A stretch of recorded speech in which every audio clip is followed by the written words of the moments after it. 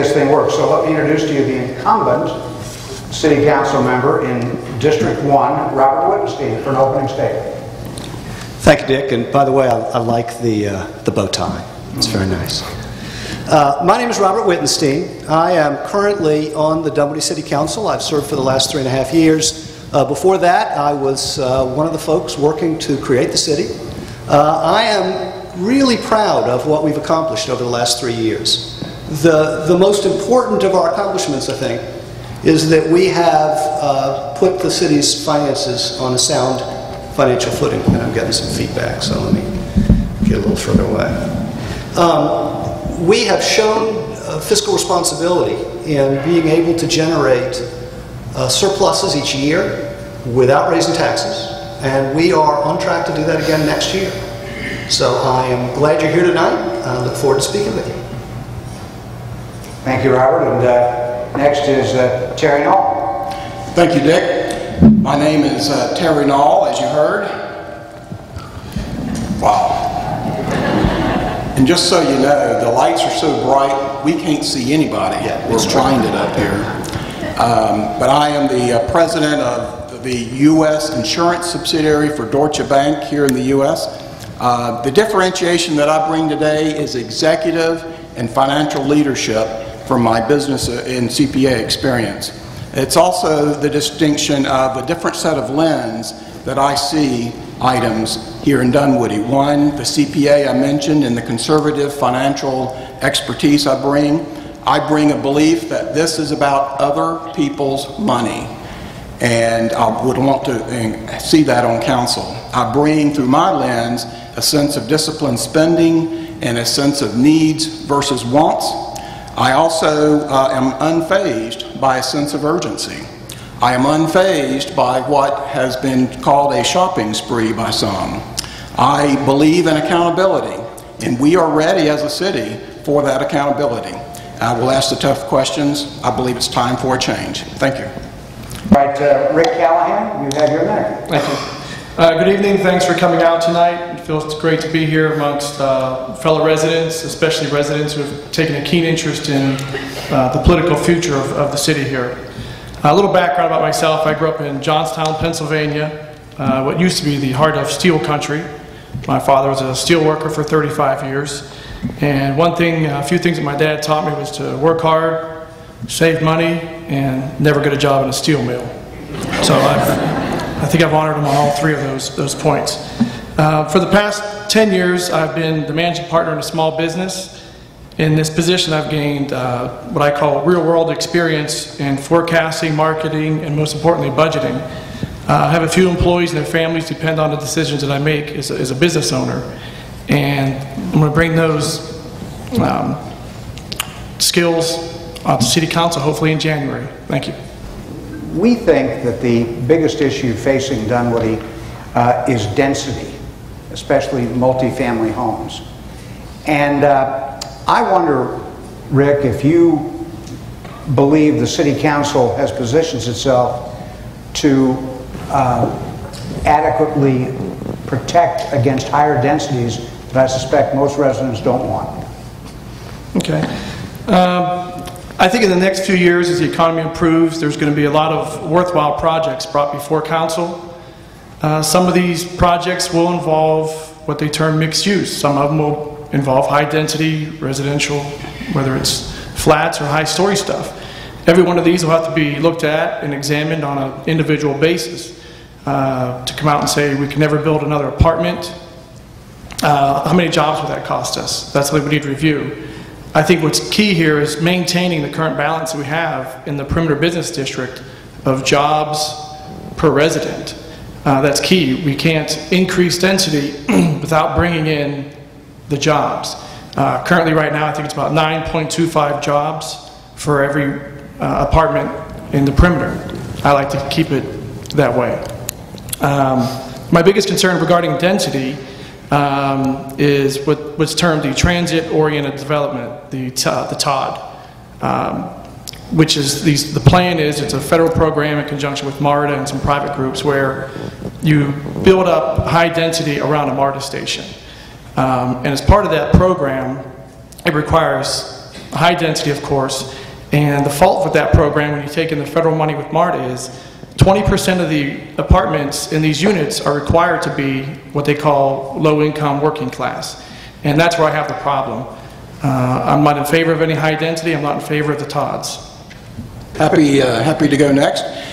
We have a race underway here in Dunwoody. It's unfortunate that the economy has been in a lull that's affected so many of us, but it's also kept a lot of these developments at bay. The PCID reports that there are 5,400 multifamily housing units on the books, but are on hold at present. They also predict that an additional 5,100 multifamily units in the PCID will be on demand over the next 10 years. The race that we have about that is that in the next 2 years, this next council, will rewrite the entire zoning code from the ground up. And we have to insist on the best zoning tools that we can employ to try to moderate and balance the multifamily housing and all the other development, because development is more than just housing. It's commercial development as well, and it's also more than just the perimeter area. So the next council needs to be the folks that are laser-like focused on bringing moderated growth to Dunwoody. We need commercial growth to help us with our revenue, our tax base. That generates a large piece of the revenue and helps keep our homeowner property taxes as low as they are. So, and that's what I bring to council. Thank you, Terry. Robert, you're right. You're a detail guy. You get the last word. All right, at least on this one. One of the main reasons that we created the city of Dunwoody was because of our dissatisfaction with the amount of apartments that were being built and our sense that it was out of control. And we need to keep that sense of focus. The nice thing about the current economic conditions is that many of the elaborate plans that were put up before DeKalb County are now way too elaborate. The developers are going to come back and they're going to scale back because you can't get the loans that you could have gotten, the values aren't there anymore. So we are actually going to be in a position of strength when the economy picks up. And as these developers come to us and say, you know, that vacant piece of land next to Perimeter Mall, we want to develop on it, we're going to be able to say, yeah, you can do that, but here's some things we want. We want those towers half as tall. We want fewer units. We want more green space. And our role as council is to make sure that as the development occurs, it's something that the entire community is interested in, anxious to have, and will enjoy having as part of our city. Well, in November, you're going to be sharing the ballot with 2 parks bonds. And I'd like to know if you personally support these bonds, and if they are both to fail, how you'd address the city's parks. And Terry, you respond first. That's right. Great. I'm delighted to be one of the approximate 7,000 people that will be casting a vote on the park referendum, the park bond referendums on November 8th. I personally have issues with the bonds. I feel like it's too much, too soon. It will result in a millage rate increase of 55%, and I'm unhappy with that. The amount of debt of $66 million is over 3 times our current 2011 operating revenues. I would have liked to have seen a smaller bond issue itself. And more importantly is there's no specificity with these bonds. And I would pledge that any future bond issues that might come before this council to take to the people that we have specificity with it. As far as if both bonds fail, I do believe that we should fund our parks incrementally through the annual budgets. We've witnessed, yet this is the 3rd of 3 years, we'll have surpluses.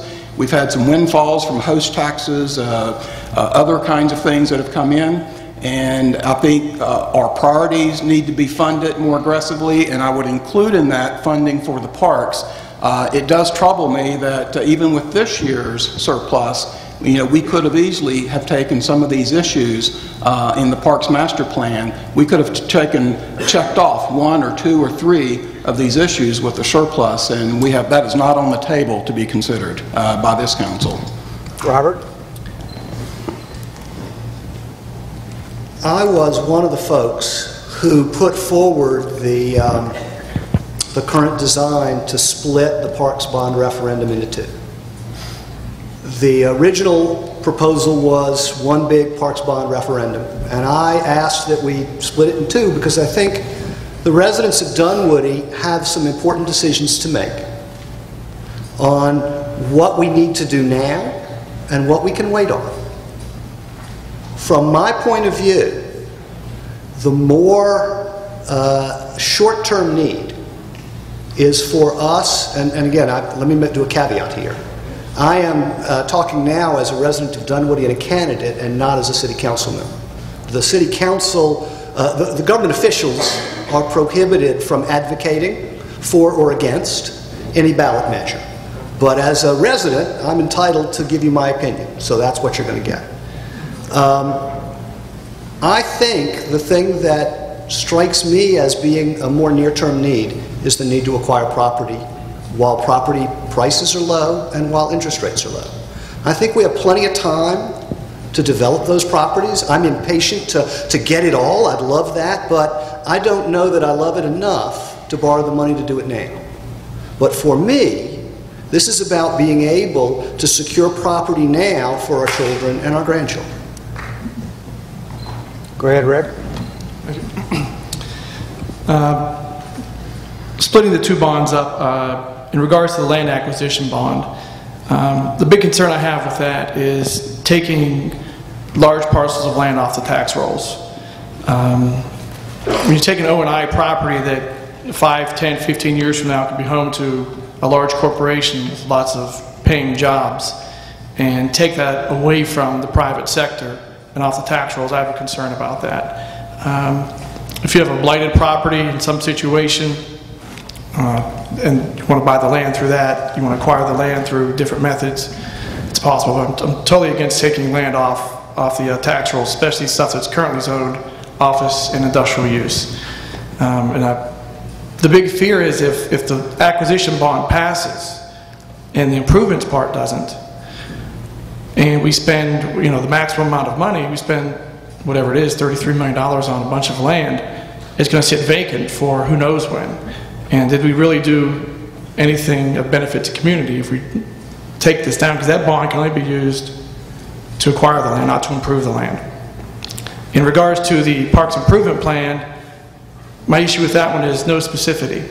I mean, I talked to a couple of moms last weekend and they said they were very in favor of the program, of the Parks Plan, because they couldn't wait for their kids to play on the sports fields at Brook Run.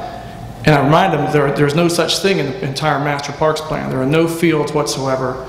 There's no specifics whatsoever in the plan. And if on council, I would work to come back next year with a better plan. Thanks, Mr. Callahan. The city of Chamblee has controlled apartment development by building codes, by insisting on substantial means of construction rather than the typical suburban apartment complex that you see. As you know, the city is one of the reasons we became a city was that loophole in the O&I that Bob Lunston finally closed. But Chamblee went a different direction, and Robert, I'd like to know your opinion on that, especially as we have these huge complexes like High Street with thousands of apartments coming on. Yeah, the tools that Chamblee is using are really very powerful, and we ought to look at using tools like it. What they insist is that you upgrade your materials and you install all of the safety and all of the durability things that drive up the price, but they also drive up the value. And what you end up with is apartments that rent for more. And that's good for us. That brings in folks who can pay those higher rents. So that's it's a very legitimate technique, and often you can get developers to agree to do that in exchange for concessions that they often want us to make. In other words, when a developer comes in, there's often a lot of give and take before the building permits are issued, and that's the time for us to work with the developers to make sure that we get the development that we want. Okay, Rick? In the southeast, regarding no matter what type of material you use to build an apartment building, it's not going to go up in value. As soon as something new comes up, the rents are going to spiral with the one that you just built 2 years ago, and that's the problem. Something I was disappointed on with the current council was not taking up the issue of impact fees. I think impact fees is an excellent an excellent way to help control development of the apartments. It was taken off the table. I think they tried to bring it up twice, and it was tabled for whatever reason until a future date, maybe till next council. But going back to the parks and how you can tie that in, let's say, for example, a development like High Street. If City Council next week were to impose a $500 impact fee on new apartments, and that money would have to be used for some sort of infrastructure, and that money could be used to develop a park in the perimeter. Most of the cost of an impact fee is going to be taken upon by the apartment development. There'll be some shared costs by current residents, but I think impact fees is the way to go in restricting new developments.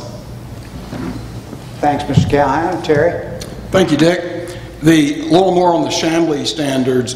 They deal with the construction standards, and in the absence of construction standards, you end up with apartments or multifamily housing with sticks and bricks. And what we need is a higher construction standard of concrete, steel, and stone, so that we get a much higher quality unit, we get a much higher cost unit. It's a different demographic that comes in with that, and that has worked very well.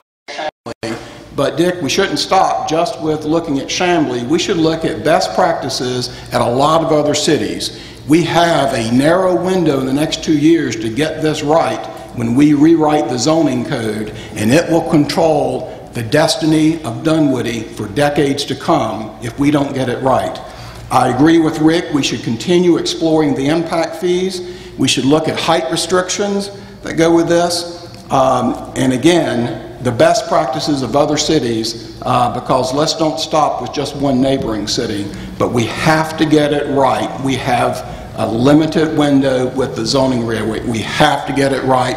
Decades to come, your grandchildren will either benefit or be the victim of whatever happens with the zoning rewrite. His question was, has the City Council ever discussed construction standards for apartments? And the answer is we have. Today what we've passed is the Georgia Standard Building Practices Manual. So that is the industry best practice. It's there's engineers who establish how often you need to have fire hydrants, and how often you need to have smoke detectors, and what kinds of building materials. It forms as the basis for development, and it's the standard that builders have to adhere to for any place in the state. But there are opportunities for us to set higher standards. That just sets the floor. It doesn't set the ceiling. Okay, thanks. Anybody want to respond to that? Well, I think that highlights the need that we need tighter standards and higher construction standards so that we get a higher quality unit. Just going to the Georgia standards is not enough, and that's why we have the sticks and bricks that we see today. All right, thank you. Rick, this question is for you. Many candidates have said they'd like to see a stronger focus on economic development, and I'd like to know what steps the city should take to attract more businesses. One of the first things I would recommend is, of course, not having the city buy all the O&I property that's out there. But more importantly, I would like to see a new overlay district for the perimeter business district that would allow them to have their own sign ordinance. I know it sounds like a very minor thing, but when you attend city council meetings, and any of these guys will tell you, signage is important to businesses. It's how they get their name out there. It's how they attract customers. They want to have their name on the marquee. They want to let people know where they are. And right now, the rules are the same there they are as in other parts of the city. One of the first things would be definitely creating a new overlay district in the perimeter, allowing for a new sign ordinance for that area. In addition to that, I think we need to look and see how the chamber can work in cooperation with our economic developer, and make sure that he has all the tools he needs to attract new jobs. Keeping the taxes low, I mean, obviously that's important as well. Our tax is a little bit lower than Sandy Springs currently. Sandy Springs has impact fees, but businesses still are building there. I drove by Costco and I see a big crane up there. There's lots of buildings going up over there. I like to see some of that activity over here in Dunwoody. Thanks. Terry? It's a very good question because I'm from Greensboro, North Carolina, was very active in the chamber there, and we did some things there that worked very successfully. Let me go back though and say what's one of the reasons that a company locates where they do. The perimeter is a high demand location for a lot of the same reasons that we like it. Big city opportunity without actually being in the big city. But one of the reasons a company locates here is that the CEO and the CEO's spouse envisions themselves living here. If they can't envision themselves living here and having the quality of life that they would like to have, that company will not be located here. That it increases the odds it will not locate here. So one of the best things that we can do is get back to our priorities, and our priorities start with our streets, start with fixing our intersections so that traffic is not backed up endlessly, and that takes resources that we need to prioritize. That's item number one. Number two is we can create with the chamber and the economic development director an ambassador team so that when folks are here on site visits, we've got a team of folks that are passionate about Dunwoody to show them the quality of life here in Dunwoody, and that enhances the package that we offer with that. Speaking of Rick, before you answer, or is Robert, is that it? Yeah, it is Robert, I'm sorry. Yeah. There's a question from the audience. Would you consider four-laning Mount Vernon and other roads? I just think, can you just give a unanimous no? That's an unanimous no. Okay, all right. Go ahead. Actually, I shouldn't speak for them. Well, I would certainly never do that. I'd agree. I don't think that widening roads is a great idea. Yeah. No, not four lane. The increasing the capacity will bring more cut-through traffic, in my opinion, when the word is out. You know, we do need some limited left turn lanes to help relieve some of that congestion. Yeah. So some of that congestion are cars waiting to turn left, and it blocks the roads. Well, you know, the first commandment of Dunwoody is apartments, and the second commandment is four-laning. So I just wanted to get that on the record. All right, Robert, go with your... And the third one is don't touch my trash.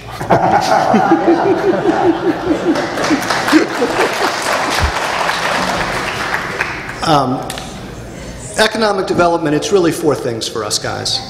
One is we are one of the few cities our size that has an economic development director. Michael Starling is his name. He is a fabulous resource for us, and he is doing a great job. And just having somebody in the city working on economic development every day gives us a leg up on many of the other cities around. So that was a great first move.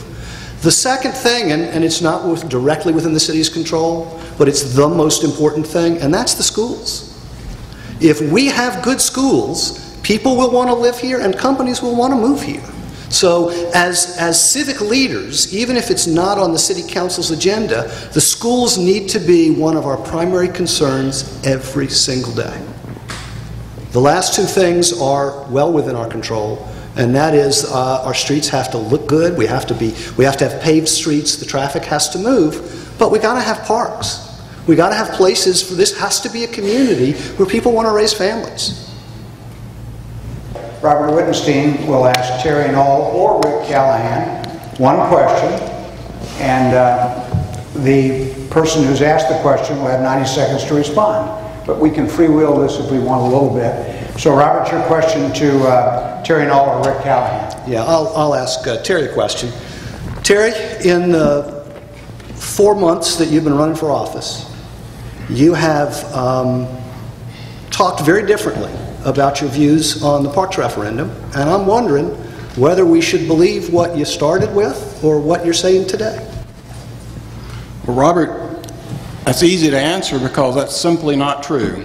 In Mr. Williams' crier back in June, I had an op-ed piece where I said that the Parks plan was not fiscally conservative, and I said tonight that the parks plan, I have an issue with the bonds, that it's too much debt. That was in my op-ed piece. I looked at surrounding cities here of Dunwoody, and I took a look at what's the revenue of the city, what's the debt of the city. And the surrounding cities, the debt was much less than the annual income of the city, of the general fund. Here in Dunwoody, our debt would be 3.5 times what that annual income is. So I've been very consistent in my view, Robert. It is not a fiscal conservative plan. Let me just also give you kind of an example of that. Not all of the features that are in the plan have been fully vetted. One in particular that really strikes a chord with me are water features, $500,000 of water features. And we've all, if you've been to Brook Run, you've seen how the water features get clogged and stop working. And that increases the annual maintenance costs that we're going to have to expend from tax dollars to have those kinds of features in the parks plan. There is room for a parks plan, but not this one, not these bonds. All right, Terry, take a deep breath, because you can now ask a question of Robert or Rick. Right. I think I'll go with Robert. What a surprise. That's right. So, Robert, how can you call yourself a taxpayer's friend when in last November's election, November 2010, you actively campaigned against the Dunwoody property tax freeze homestead exemption that was secured by our esteemed Fran Miller after he worked so hard to pass it through the General Assembly for us here in Dunwoody, and which also put you on the opposite side of the 80% of Dunwoody citizens who disagreed with you and voted not to increase their property taxes. And by the way, thank you for that vote. Thanks, Terry, for the question. So he's absolutely right. I did advocate a no vote there. And for me, this is a fairness issue. What we did in that election was that we lowered our taxes at the expense of newcomers. What we've said is that our assessments will be frozen until we sell our houses, and then the folks who move in will pay higher rates of taxes. And my sense was then and is now that if you've got two houses sitting side by side worth the same amount, they ought to be paying their same fair share of the taxes. So I can understand the desire for us to say no more taxes, not me, but I don't think that that's actually a recipe for creating a community where everybody feels equally vested. So for me, this is not so much about whether your taxes are higher or lower. We get to set the millage rate. And if we want them lower, all we have to do is to reduce the level of service. But if we're going to have an elevated level of service, I think we need everybody to contribute equally and equitably to pay for that. Rick Callahan, you're up. You can ask either one a question. I think I know where you're going. Well, I'll go with Robert as well, I guess. I got the target on. Robert, earlier this year, the Perimeter Business District, they presented their LCI plan, their Livable City Initiative, which is basically the blueprint of future development and growth in that area. You voted in support of that particular document. In that document, one of the main focus was the development of the TOP, the high-density MARTA development that I spoke about earlier. And also in that document, they discussed the desire for 5,100 apartments over 10 years, and also discussed perhaps 18,000 apartments over the next 25 years. During that discussion, I went back and watched the video, read through my notes. There was no opposition to those figures on your part. The only thing that I recall on your part was the density. They wanted to reduce the density from 9.25 down to 5, and your idea was to increase the density but only go 9.5 to 7. And I want to know how does that benefit the homeowners in the schools of Dunwoody? Yeah, okay. You're absolutely right. I did support the LCI. I would encourage any and all of you to go out and read it. I think it's a well-done document. I think the Perimeter Center folks have tried to look over the next 10 and 20 years and have tried to figure out how we can improve the livability of that part of Dunwoody. So I did support it. We have to be careful, though, and not misrepresent what's in there in terms of number of units. What they talk about is that based on their analysis of the market, there is demand for a certain number of units based on our location and based on the conveniences of shopping and work. We have control over how many of those units can be built. So they can say, yes, we think, based on looking at Buckhead and looking at Alpharetta and looking at all these other places, that we see demand over the next 20 years for X number of new units. That demand only gets satisfied if we allow the zoning that puts it in place. So, yes, I think it's a well-done document. I'd encourage you to read it. But by supporting it, we aren't giving anybody permission to build any apartments. All right, thank you, Robert. Time for closing statements, and the order is Rick Callahan, then Robert, and then Terry Nolan. Robert, you know, being the incumbent in a brand new city, you are the piñata, aren't you? Yeah. Exactly. All right, Rick, you're up. Sure, thank you. First, I would like to thank you two guys over there. I'd like to thank everyone out for coming out here this evening. In the past 3 years, the city of Dunwoody, we've gone from a startup to an established city. And I think for the most part, I'm very pleased with a lot of things that have been done by the current council and the mayor. This year, we do have a budget surplus of a couple $1 million. Just want to be clear that that budget surplus mainly is a result of DeKalb County making a decision to change how they allocate the host funds. So we hear about a couple $1 million surplus. That's because the city was allocated more funds out of the host funds. So I want to clear that up. In the past few years, we've seen $100,000 spent on branding, a Dunwoody billboard on the interstate, $150,000 for signs and monuments around the city, and now talk of $70,000 for a temporary ice rink over in the Dunwoody Village. These are not expenses I don't think we should be making during these serious financial times here in Georgia and in the world abroad. I strongly feel we need to build up our cash reserves and continue to pave our streets and put in sidewalks across the city. We have major traffic issues in some intersections, and there's some crosswalks needed. These are the types of areas where I like to see the money allocated that we have. Every 2 weeks, the council gets together to make some very tough decisions, whether it's policy or spending issues. I'm confident that I'm the person on this up here tonight that will do the best job over the next 4 years at those council meetings. I ask everyone here this evening to consider voting for me. I'd also like to thank Ms. Elaine Boyer, DeKalb County Commissioner, for a recent endorsement, and also Ms. Nancy Jester received her endorsement recently as well, our school board member. I'd like to thank all the supporters I've had out there. And finally, I want to thank Mr. Wright, and I can't call him Mr., but Danny Ross, for their past years of service as well. Thank you. Okay. Robert. Yeah, I'll start by thanking my wife. This is a tough job, and it requires an enormous amount of energy, and without the support of my family, it would be impossible to do. But I'm looking forward to the opportunity to do it for 4 more years.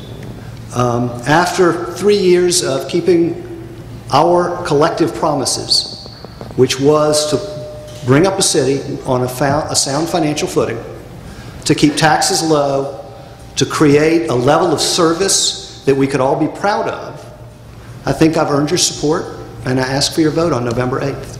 Thank you. Thank you, Robert. And Terry, before I go to you, you are aware that Robert's wife, Susan, is a Tar Heel fan? Terry's kind of a Wake Forest. I'm a Wake Forest fan, but I'm delighted when I moved here with my employer, and Jerry, don't start the clock yet. I was delighted that I was still in ACC country, so thank you. Now you can start. echo all the thanks that we have here for you all coming out on what could have been a very yucky night. That's a technical term, you know. And thanks also to my family for allowing me for all of the volunteer time that I've given to Dunwoody in my 13 years here. And I do thank the existing council for being founding fathers of Dunwoody. A lot of work went into startup. That was then. This is now.